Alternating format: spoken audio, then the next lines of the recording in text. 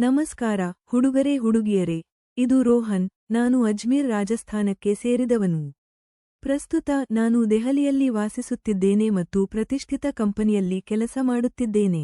ನನಗೆ 25 ವರ್ಷ ಮತ್ತು ನಾನು 6.2 ಅಡಿ ಎತ್ತರದ ಉತ್ತಮ ಕಟ್ಟಡದ ಹುಡುಗ. ಇದು ಇಲ್ಲಿ ನನ್ನ ಮೊದಲ ಬರಹವಾಗಿದೆ, ಆದ್ದರಿಂದ ತಪ್ಪುಗಳಿಗಾಗಿ ಕ್ಷಮಿಸಿ. ಸ್ವಲ್ಪ ತಾಳ್ಮೆಯಿಂದಿರಿ. ಈ ಸೆಕ್ಸ್ ಸ್ಟೋರಿ ನನ್ನ ಮುದ್ದಿನ ತಂಗಿ ಮಾನ್ವಿಯ ಕುರಿತಾಗಿದೆ. ಅವಳು 21 ವರ್ಷ ವಯಸ್ಸಿನವಳು ಮತ್ತು ಪದವಿಯ ಅಂತಿಮ ವರ್ಷದಲ್ಲಿದ್ದಾಳೆ. ಅವಳ ಎತ್ತರ 5.8 ಅಡಿ. ಅವಳು ತುಂಬಾ ಮುಗ್ಧ ಮುಖದ ತೆಳ್ಳಗಿನ ಬಣ್ಣದಿಂದ ಕೂಡಿದ್ದಾಳೆ. ಉತ್ತಮವಾದ ದೇಹದ ಜೊತೆಗೆ ಸೂಕ್ತವಾದ ವಕ್ರಾಕೃತಿಗಳನ್ನು ಹೊಂದಿದ್ದಾಳೆ. ಅವಳ ಶಾಲಾ ದಿನಗಳಿಂದಲೂ ನನಗೆ ಅವಳ ಮೇಲೆ ಸೆಳೆತವಿತ್ತು. ನಾನು ಅವಳನ್ನು ಶಾಲೆಯ ಉಡುಗೆಯಲ್ಲಿ ನೋಡಿದಾಗಲೆಲ್ಲ ಚಿಕ್ಕ ಸ್ಕರ್ಟ್ನಿಂದ ಅವಳ ತಿರುಳಿರುವ ಕಾಲುಗಳು ಯಾವಾಗಲೂ ತೆರೆದುಕೊಳ್ಳುತ್ತಿದ್ದವು. ಅವಳ ದೊಡ್ಡ ಕತ್ತೆ ನನ್ನನ್ನು ಹುಚ್ಚೆಬ್ಬಿಸುತ್ತಿತ್ತು. ಬಹುಶಃ 30 ವರ್ಷ ವಯಸ್ಸಿನ ಅವಳ ಸ್ತನಗಳು ಅದ್ಭುತವಾಗಿದ್ದವು. ಆದರೆ ಕುಟುಂಬದ ನಿರ್ಬಂಧಗಳು ಮತ್ತು ಅಪ್ಪ ಮತ್ತು ನನ್ನ ಅಜ್ಜನ ಉಪಸ್ಥಿತಿಯಿಂದಾಗಿ ನಾನು ಅವಳನ್ನು ಹಾಸಿಗೆಯಲ್ಲಿ ಇಡಲು ಅಸಾಧ್ಯವಾಗಿತ್ತು. ನನ್ನ ಅವಕಾಶಕ್ಕಾಗಿ ದೀರ್ಘಾವಧಿಯ ಮಧ್ಯಂತರಕ್ಕೆ, ಆದರೆ ಅದು ಎಂದಿಗೂ ಬರಲಿಲ್ಲ ಮತ್ತು ನಂತರ ನಾನು ದೆಹಲಿಯಲ್ಲಿ 8 ತಿಂಗಳ ಹಿಂದೆ ನನ್ನ ಕೆಲಸವನ್ನು ಪಡೆದುಕೊಂಡೆ ಮತ್ತು ಇಲ್ಲಿ ಹುಡುಕಿದೆ. 5 ತಿಂಗಳ ಹಿಂದೆ ನಾನು ಅವಳೊಂದಿಗೆ ಫೋನ್ನಲ್ಲಿ ಮಾತನಾಡುವಾಗ ಅವಳು ನನಗೆ ಎಸ್ಎಸ್ಸಿಗೆ ಕೋಚಿಂಗ್ ಮಾಡಬೇಕೆಂದು ಹೇಳಿದಳು, ಆದರೆ ಇಲ್ಲಿ ಅಜ್ಮೀರ್ನಲ್ಲಿ ಇಲ್ಲ ಮತ್ತು ತುಂಬಾ ಒಳ್ಳೆಯ ಸಂಸ್ಥೆಗಳಿಲ್ಲ. ಆಗ ನಾನು ಅವಳಿಗೆ ಹೇಳಿದೆ, ನೀವು ಇಲ್ಲಿಗೆ ಇಲ್ಲಿಗೆ ಬರಬಾರದು. ಅವರಿಗೆ ಮನವರಿಕೆ ಮಾಡಿ. ಎಲ್ಲಾ ನಂತರ ಇದು ನಿಮ್ಮ ಭವಿಷ್ಯದ ಬಗ್ಗೆ. ಆಮೇಲೆ ಮಾರನೇ ದಿನ ಅಪ್ಪನ ಹತ್ತಿರ ಈ ವಿಷಯ ಮಾತಾಡಿದ್ರು. ಆರಂಭದಲ್ಲಿ ಕೊಂಚ ತಡೆದರು, ಆದರೆ ಮಾನ್ವಿ ಇಲ್ಲಿ ಬಂದರೆ ನನಗೂ ಒಳ್ಳೆಯದು, ಇಲ್ಲೇ ಇದ್ದರೆ ಒಳ್ಳೆ ಮನೆ ತಿಂಡಿ ಸಿಗುತ್ತೆ ಅಂತ ಹೇಳಿದಾಗ ಸಿಗುವ ಊಟ ನನ್ನ ಆರೋಗ್ಯಕ್ಕೆ ಅಡ್ಡಿಯಾಗ್ತಿತ್ತು ಅಂತ ಅಪ್ಪ ಕೂಡ ಮನ್ವಿಯನ್ನು ಸಂತೋಷದಿಂದ ದೆಹಲಿಗೆ ಕಳುಹಿಸಿದರು. ನನ್ನ ಸಹೋದರಿಯನ್ನು ಪ್ರೀತಿಸುವ ನನ್ನ ಹಳೆಯ ಕನಸನ್ನು ನಾನು ಪೂರೈಸಬಲ್ಲೆ, ಏಕೆಂದರೆ ಅವಳು ಇಲ್ಲಿ ನನ್ನೊಂದಿಗೆ ಒಬ್ಬಂಟಿಯಾಗಿರುತ್ತಾಳೆ. ಮೇ 10, 2017 ರಂದು ಮಾನ್ವಿ ದೆಹಲಿಗೆ ಬಂದಳು. ನಾನು ಅವಳನ್ನು ನನ್ನ ಬೈಕ್ನಲ್ಲಿ ಕರೆದೊಯ್ಯಲು ನಿಲ್ದಾಣಕ್ಕೆ ಹೋದೆ. ಆಗ ಅಲ್ಲಿ ನನ್ನ ಹುಡುಗಿಯನ್ನು ನಾನು ನೋಡಿದೆ, ಕಪ್ಪು ಜೀನ್ಸ್ ಮತ್ತು ಬೂದು ಬಣ್ಣದ ಟಾಪ್. ನಮ್ಮ ಕಣ್ಣುಗಳು ಭೇಟಿಯಾಗಿ ನಾವು ಒಬ್ಬರನ್ನೊಬ್ಬರು ನಗುತ್ತಿದ್ದೆವು. ದೀರ್ಘ ಪ್ರಯಾಣದ ನಂತರವೂ ಅವಳು ಅದ್ಭುತವಾಗಿ ಕಾಣುತ್ತಿದ್ದಳು. ಅವಳಿಂದ ನನ್ನ ಕಣ್ಣುಗಳನ್ನು ತೆಗೆಯಲು ನನಗೆ ಸಾಧ್ಯವಾಗಲಿಲ್ಲ. ನಂತರ ನಾವು ದೆಹಲಿಯ ಕಡೆಗೆ ಸವಾರಿ ಮಾಡುತ್ತಿದ್ದೆವು. ಒಳಗೊಳಗೆ ಸಂತೋಷವಾಯಿತು. ಮಾನ್ವಿಗೂ ಸಂತೋಷವಾಗಿತ್ತು ಮತ್ತು ನನ್ನ ಮನಸ್ಸಿನಲ್ಲಿ ಏನಾಗುತ್ತಿದೆ ಎಂದು ಅವಳಿಗೆ ಸಂಪೂರ್ಣವಾಗಿ ತಿಳಿದಿರಲಿಲ್ಲ. 50 ನಿಮಿಷಗಳ ಸವಾರಿಯ ನಂತರ ನಾವು ನನ್ನ ಫ್ಲಾಟ್ನಲ್ಲಿದ್ದೆವು.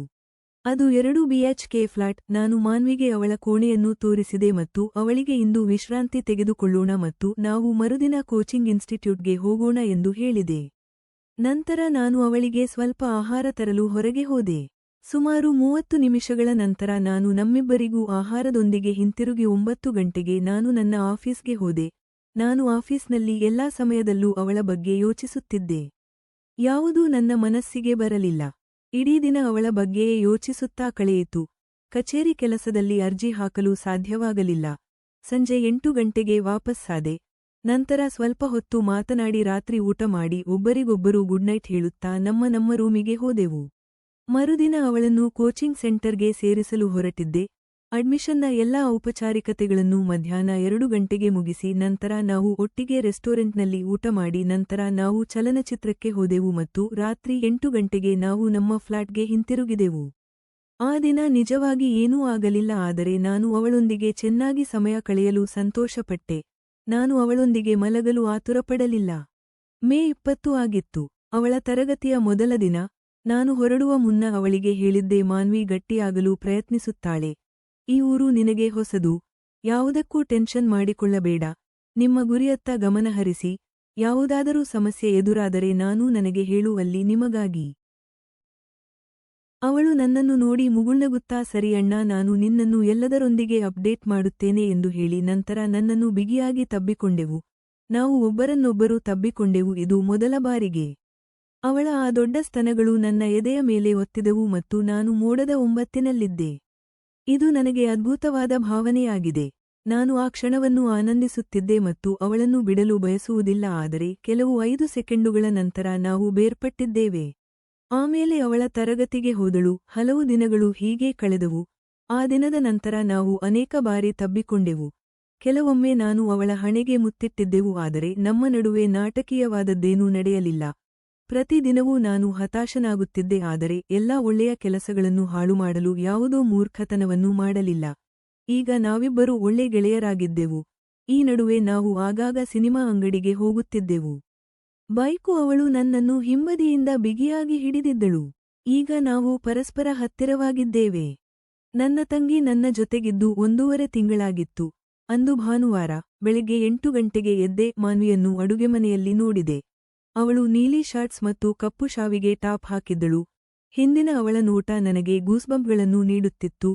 ನನಗೆ ಒಂದು ಕ್ಷಣ ಕಷ್ಟವಾಯಿತು. ನಾನು ಅಡುಗೆ ಕೋಣೆಗೆ ಹೋಗಿ ಅವಳನ್ನು ತಬ್ಬಿಕೊಂಡು ಅವಳ ಬೆನ್ನುಮೂಳೆಯ ಮೇಲೆ ಮುತ್ತು ನೆಟ್ಟಳು. ನನಗೆ ಏನನ್ನೂ ಹೇಳಬೇಡ. ಅವಳು ಮುಗುಳ್ನಕ್ಕು ನನಗೆ ಹಿಂತಿರುಗಿ ವಿಶ್ ಮಾಡಿದಳು. ಆಕೆ ಟೀ ತಯಾರು ಮಾಡುತ್ತಿದ್ದಳು. ಆಗ ನಾನು ಅವಳಿಗೆ ಹೇಳಿದೆ, ನೀನು ಈ ವೇಷದಲ್ಲಿ ತುಂಬಾ ಹಾಟ್ ಆಗಿ ಕಾಣಿಸುತ್ತೀಯ ಎಂದು. ಅವಳ ಮುಖದಲ್ಲಿ ಮಂದಹಾಸವಿತ್ತು ಮತ್ತು ಅದು ಹಾಗಲ್ಲ ಅಣ್ಣ, ಸುಮ್ಮನೆ ಎಂದು ಹೇಳಿ ನಾನು ಹೇಳುತ್ತೇನೆ ಎಂದು ಉತ್ತರಿಸಿದೆ.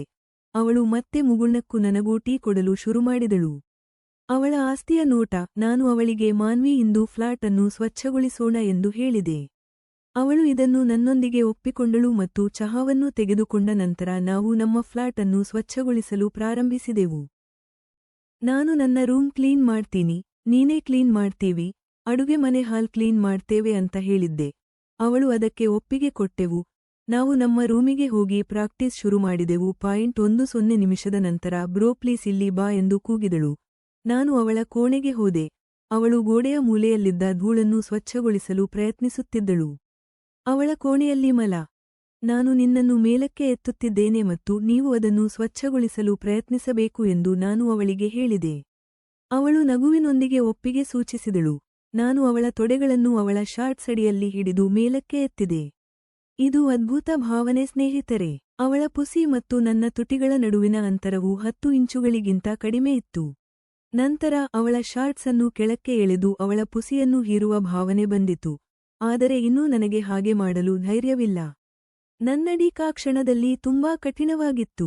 1 ನಿಮಿಷ ನಾನು ಅವಳೊಂದಿಗೆ ಆ ಭಂಗಿಯಲ್ಲಿದ್ದೆ. ಅವಳು ಸ್ವಲ್ಪ ಭಾರವಾಗಿದ್ದಳು, ಆದರೆ ನಾನು ಅವಳ ತಿರುಳಿರುವ ತೊಡೆಗಳನ್ನು ಆನಂದಿಸುತ್ತಿದ್ದೆ. ಅವಳ ಮುಖದ ಮೇಲೆ ನಗು ಮತ್ತು ನಂತರ ಅವಳು ನಾಚಿಕೆಪಡುತ್ತಾಳೆ. ನಾನು ನನ್ನ ಕೋಣೆಗೆ ಹೋದೆ ಮತ್ತು ನಂತರ ಅಟ್ಯಾಚ್ ಬಾತ್ರೂಮ್ನಲ್ಲಿ ಜರ್ಕ್ ಮಾಡಿದೆ. 45 ನಿಮಿಷದ ನಂತರ ನಾವಿಬ್ಬರೂ ನಮ್ಮ ರೂಮನ್ನು ಕ್ಲೀನ್ ಮಾಡಿ ಈಗ ಹಾಲ್ ಕ್ಲೀನ್ ಮಾಡಿದೆವು. ನಾವಿಬ್ಬರೂ ಹಾಲ್ ಕ್ಲೀನ್ ಮಾಡಲು ಶುರುಮಾಡಿದೆವು. ಅವಳು ಸ್ವಲ್ಪ ಬೀರು ಮೇಲೆ ನಿಂತು ಗೋಡೆಯನ್ನು ಕ್ಲೀನ್ ಮಾಡುತ್ತಿದ್ದಳು. ನಾನು ಇನ್ನೊಂದು ಕಡೆ ಇದ್ದೆ. ಗೋಡೆ ಕ್ಲೀನ್ ಮಾಡಿ ಕಬೋರ್ಡ್ನಿಂದ ಕೆಳಗಿಳಿಯಲು ಪ್ರಯತ್ನಿಸುತ್ತಿದ್ದಳು, ಆದರೆ ಸ್ವಲ್ಪ ಬಾಳೆಹಣ್ಣಿನ ಸಿಪ್ಪೆ ಇದ್ದ ಕಾರಣ ನಾನು ಕೆಳಗೆ ಬಿದ್ದೆವು. ಒಟ್ಟಿಗೆ ಅವಳು ನನ್ನ ಮೇಲೆ ಇದ್ದಳು. ಅವಳ ದೊಡ್ಡ ಸ್ತನಗಳು ನನ್ನ ಎದೆಯ ಮೇಲೆ ಉಜ್ಜಿದವು. ಒಂದು ಕ್ಷಣ ನಿಜವಾಗಿ ಏನಾಯಿತು ಎಂದು ನನಗೆ ಅರ್ಥವಾಗಲಿಲ್ಲ. ಆ ಕ್ಷಣದಲ್ಲಿ ನಾನು ನಿಜವಾಗಿಯೂ ಕೊಬ್ಬಿದ್ದೆ. ಅವಳ ಮೊಣಕಾಲು ನೋಯಿಸಿರಬಹುದು. ಅವಳು ಸರಿಯಾಗಿ ನಿಲ್ಲಲು ಸಾಧ್ಯವಾಗಲಿಲ್ಲ, ಆದ್ದರಿಂದ ನಾನು ಅವಳನ್ನು ನನ್ನ ತೋಳುಗಳಲ್ಲಿ ಎತ್ತಿ ಅವಳ ಮಲಗುವ ಕೋಣೆಗೆ ಕರೆದೊಯ್ದೆ. ನಾನು ಅವಳ ಕಣ್ಣುಗಳಲ್ಲಿ ಸ್ವಲ್ಪ ಕಾಮವನ್ನು ನೋಡುತ್ತೇನೆ ಮತ್ತು ಸ್ವಲ್ಪ ಸಮಯದ ನಂತರ ಅವಳು ಕಣ್ಣು ಮುಚ್ಚಿದಳು. ಅವಳು ನನ್ನ ತೋಳುಗಳಲ್ಲಿ ಸೌಂದರ್ಯವನ್ನು ನೋಡುತ್ತಿದ್ದಳು. ಅವಳು ನನಗೆ ಹೇಳಿದಳು, ಸಹೋದರ, ನೀವು ಒಬ್ಬರೇ ಉಳಿದ ಕೆಲಸವನ್ನು ಪೂರ್ಣಗೊಳಿಸಲು ಕ್ಷಮಿಸಿ. ನಾನು ಅವಳಿಗೆ ತೊಂದರೆ ಇಲ್ಲ ಪ್ರಿಯಾ. ನಾನು ಅವಳಿಗೆ ಹೇಳಿದ್ದೇನೆ. ನಾನು ಅವಳ ಮೊಣಕಾಲಿಗೆ ಮುಲಾಮು ಹಚ್ಚುತ್ತೇನೆ. ನಾನು ಅವಳಿಗೆ ಮೊಣಕಾಲಿನ ಮೇಲೆ ಮುಲಾಮು ಹಾಕುತ್ತೇನೆ. ಅಂದು ನನ್ನ ಯೋಜನೆ ನನಗೆ ಹಿನ್ನಡೆಯಾಯಿತು. ನಾನು ಒಬ್ಬರೇ ಹಾಲ್ ಮತ್ತು ಅಡುಗೆಮನೆಯನ್ನು ಸ್ವಚ್ಛಗೊಳಿಸಬೇಕಾಗಿತ್ತು. ಆದರೆ ಕೆಲವು ಒಳ್ಳೆಯ ಕ್ಷಣಗಳು ಇದ್ದವು. ಸುಮಾರು 15 ದಿನಗಳು ಕಳೆದವು ಮತ್ತು ನನ್ನ ಪರವಾಗಿ ಏನೂ ಕೆಲಸ ಮಾಡಲಿಲ್ಲ. ಜುಲೈ 20. ಸಮಯ ಸಂಜೆ 8 ಗಂಟೆ ಆಗಿತ್ತು. ನಾನು ನನ್ನ ಕಚೇರಿಯಿಂದ ಹಿಂತಿರುಗುತ್ತಿದ್ದೆ. ಕಾಜಲ್, ನನ್ನ ಸಹೋದ್ಯೋಗಿ, ನನ್ನ ಬೈಕಿನ ಹಿಂದಿನ ಸೀಟಿನಲ್ಲಿದ್ದರು. ನಾನು ಮಾನ್ವಿ ತನ್ನ ಸ್ನೇಹಿತೆ ರಿಯಾಳನ್ನು ಕಾಲೋನಿಯಾ ಪಾರ್ಕ್ನಲ್ಲಿ ನೋಡಿದೆ. ನಾನು ಮುಖ್ಯ ಗೇಟ್ನಿಂದ ಪ್ರವೇಶಿಸಿದಾಗ ನಾವು ವಾಸಿಸುತ್ತಿದ್ದ ಕಾಜಲ್ ಮತ್ತು ರಿಯಾ ಇಬ್ಬರೂ ಒಂದೇ ಕಟ್ಟಡದಲ್ಲಿ ವಾಸಿಸುತ್ತಿದ್ದೆವು. ನಾನು ಹಿಂತಿರುಗಿ ಬರುವುದನ್ನು ನೋಡಿದ ಮಾನ್ವಿ ನಮ್ಮನ್ನು ಹಿಂಬಾಲಿಸಿದಳು. ನಾನು ನನ್ನ ಫ್ಲಾಟ್ ತಲುಪಿದಾಗ ಮಾನ್ವಿ ಕೂಡ ನನ್ನೊಂದಿಗೆ ಇದ್ದಳು. ಅವಳು ಬಾಗಿಲು ತೆರೆದಳು ಮತ್ತು ನಾವಿಬ್ಬರೂ ಒಟ್ಟಿಗೆ ಪ್ರವೇಶಿಸಿದೆವು. ನಾನು ಅವಳ ಮೂಡ್ ಚೆನ್ನಾಗಿಲ್ಲ ಎಂದು ನಾನು ನೋಡಿದೆ. ನಾನು ಅವಳನ್ನು ಕೇಳಿದೆ. ನಾನು ಸರಿ ಎಂದು ಉತ್ತರಿಸಿದೆ. ನಂತರ ನಾನು ಅವಳಿಗೆ ನಾನು ಸ್ನಾನ ಮಾಡುತ್ತೇನೆ ಎಂದು ಹೇಳಿದೆ. ದಯವಿಟ್ಟು ನನಗಾಗಿ 1 ಕಪ್ ಕಾಫಿ ಮಾಡಿ. 10 ನಿಮಿಷದ ನಂತರ ನಾನು ಹಿಂತಿರುಗಿದೆ. ಹಾಲ್ನಲ್ಲಿ ಕುಳಿತಿದ್ದನ್ನು ನಾನು ನೋಡಿದೆ. ಅವಳನ್ನು ಕೇಳಿದೆ, ನಿನಗೇನಾಗಿದೆ ಮತ್ತು ನನ್ನ ಕಾಫಿ ಎಲ್ಲಿದೆ ಎಂದು ನಾನು ಅವಳನ್ನು ಕೇಳಿದೆ. ಮುಂದೆ ಏನಾಯಿತು ಎಂದು ನನ್ನನ್ನು ಸಂಪೂರ್ಣವಾಗಿ ಬೆಚ್ಚಿಬೀಳಿಸಿದೆ. ಆಕೆ ಕಾಜಲ್ನನ್ನು ನಿನಗಾಗಿ ಕಾಫಿ ಮಾಡಲು ಕೇಳು ಎಂದು ಕೂಗಿದಳು. ನಾನು ಯಾರು ಹಾಗೆ ಮಾಡಲಿ? ಸ್ನೇಹಿತರೆ, ಆಕೆಯ ಮಾತಿನಿಂದ ಆಶ್ಚರ್ಯವಾಯಿತು. ನಿನ್ನ ಮತ್ತು ಕಾಜಲ್ ನಡುವೆ ಈಗ ಏನಾಗುತ್ತಿದೆ ಎಂದು ಮತ್ತೆ ಕೂಗಿದಳು. ನಾನು ಅವಳನ್ನು ನಿಂದಿಸುವಾಗ ನಿನಗೇಕೆ ಕೆಟ್ಟ ಭಾವನೆ ಬರುತ್ತಿದೆ? ಅವಳು ನಿನ್ನ ಬೈಕ್ನಲ್ಲಿ ಏನು ಮಾಡುತ್ತಿದ್ದಳು? ನನಗೂ ಕಾಜಲ್ಗೂ ಏನೂ ಇಲ್ಲದ ಅವಳ ಪ್ರಶ್ನೆಗಳಿಂದ ನಾನು ಸಂಪೂರ್ಣ ಗೊಂದಲಕ್ಕೊಳಗಾಗಿದ್ದೆ. ಅವಳನ್ನು ನಾನು ಕೇಳಿದೆ, ನನಗೆ ಬೇರೆ ಹುಡುಗಿಯರ ಜೊತೆ ಮಾತನಾಡಲು ಅವಕಾಶವಿಲ್ಲ. ಆದರೆ ನಾನು ಅವಳಿಗೆ ಏಕೆ ಲಿಫ್ಟ್ ನೀಡಬಾರದು? ಏಕೆ? ಈ ಪ್ರಶ್ನೆಯು ನನ್ನನ್ನು ಗೊಂದಲಗೊಳಿಸುತ್ತಿತ್ತು. ಆಮೇಲೆ ಕೇಳು, ರೋಹನ್, ನಾನು ನಿನ್ನ ಹತ್ತಿರ ಅಥವಾ ಜೊತೆಯಲ್ಲಿ ಯಾವ ಹುಡುಗಿಯೂ ಕಾಣುತ್ತಿಲ್ಲ. ಅವಳ ಮಾತಿನಿಂದ ನನಗೆ ಆಶ್ಚರ್ಯವಾಯಿತು. ಅವಳು ತನ್ನ ದೊಡ್ಡಣ್ಣನನ್ನು, ಅವನ ಹೆಸರು ಮತ್ತು ಇತರ ಹುಡುಗಿಯರ ಬಗ್ಗೆ ಏನು ಹೇಳುತ್ತಿದ್ದಳು. ನಾನು ಅವಳಿಗೆ ಹೇಳಿದ್ದೇನೆ, ಮಾನ್ವಿ, ಏನು ಹೇಳಬೇಕೋ ಅದನ್ನು ನಾನು ಹೇಳು. ನಂತರ ಅವಳು ಹೇಳಿದ ನಂತರ, ನನ್ನ ದಿನವನ್ನು ನೋಡು ರೋಹನ್, ನಾನು ನಿನ್ನನ್ನು ಇಷ್ಟಪಡುತ್ತೇನೆ. ನಾನು ನಿನ್ನನ್ನು ಪ್ರೀತಿಸುತ್ತೇನೆ. ಒಳಗಿನಿಂದ ನನಗೆ ಕೋಪ ಬರುತ್ತಿತ್ತು, ಆದರೆ ನಾನು ನನ್ನ ಭಾವನೆಗಳನ್ನು ಮರೆಮಾಡುತ್ತಿದ್ದೆ. ನಂತರ ನಾನು ಅವಳಿಗೆ ಹೇಳಿದೆ, ನಾವು ಅಣ್ಣ ತಂಗಿಯಾಗಿರುವುದರಿಂದ ನಮ್ಮ ನಡುವೆ ಅದು ಸಾಧ್ಯವಿಲ್ಲ ಎಂದು. ನಂತರ ಅವಳು ಹೇಳಿದಳು, ಮೊದಲ ದಿನದಿಂದಲೇ ನೀನು ನನಗೆ ಹೇಳಿದ್ದೆ. ಮೊದಲು ನಾವು ಹುಡುಗ-ಹುಡುಗಿ, ನಂತರ ಸ್ನೇಹಿತರು ಮತ್ತು ನಂತರ ಅಣ್ಣ-ತಂಗಿ. ಹಾಗಾದರೆ ಇಂದು ನಿನ್ನ ಸಿದ್ಧಾಂತ ಎಲ್ಲಿದೆ ಎಂದು? ಎಲ್ಲ ಹುಡುಗರು ಮತ್ತು ಹುಡುಗಿಯರು ಪರಸ್ಪರ ಪ್ರೀತಿಸಬಹುದು. ನೀನು ಆ ಹೆಣ್ಣುನಾಯಿ ಕಾಜಲ್ ಜೊತೆ ಸಂಬಂಧ ಹೊಂದಿರುವುದರಿಂದ ನೀನು ನನಗೆ ಇಲ್ಲ ಎಂದು ಹೇಳುತ್ತಿದ್ದೀಯಾ? ನಂತರ ನಾನು ಅವಳಿಗೆ ಹೇಳಿದೆ, ಇಲ್ಲ ಪ್ರಿಯೆ, ನನ್ನ ಮತ್ತು ಕಾಜಲ್ ನಡುವೆ ಏನೂ ಇಲ್ಲ. ನಾವು ಕೇವಲ ಒಳ್ಳೆಯ ಸಹೋದ್ಯೋಗಿಗಳು. ಮತ್ತು ಅವಳ ಸಹೋದರ ತನ್ನ ಸ್ನೇಹಿತರೊಂದಿಗೆ ಎಲ್ಲೋ ಹೋಗುತ್ತಿದ್ದಾಗ ಅವಳ ಸ್ಕೂಟಿ ತೆಗೆದುಕೊಂಡಿದ್ದರಿಂದ ನಾನು ಇಂದು ಅವಳಿಗೆ ಲಿಫ್ಟ್ ನೀಡಿದ್ದೇನೆ ಮತ್ತು ನಾನು ನಿನಗೆ ಸುಳ್ಳು ಹೇಳುತ್ತಿದ್ದೇನೆ ಎಂದು ನೀನು ಭಾವಿಸಿದರೆ, ನೀನು ಕಾಜಲ್ ಅಥವಾ ಅವಳ ಸಹೋದರನೊಂದಿಗೆ ಈ ಎಲ್ಲದರ ಬಗ್ಗೆ ಹೆಚ್ಚಿನ ವಿಚಾರಣೆ ಮಾಡಬಹುದು. ನೀನು ಸಂಪೂರ್ಣವಾಗಿ ತಪ್ಪು ಅರ್ಥಮಾಡಿಕೊಂಡೆ ಮಾನ್ವಿ. ನಂತರ ಅವಳು ನನಗೆ ಹೇಳಿದಳು, ನೀನು ಅವಳೊಂದಿಗೆ ಸಂಬಂಧ ಹೊಂದಿಲ್ಲದಿದ್ದರೆ ನನಗೆ ಯಾವುದೇ ಸಮಸ್ಯೆ ಇಲ್ಲ, ಆದರೆ ನಾನು ನಿನ್ನನ್ನು ನಿಜವಾಗಿಯೂ ಪ್ರೀತಿಸುತ್ತೇನೆ.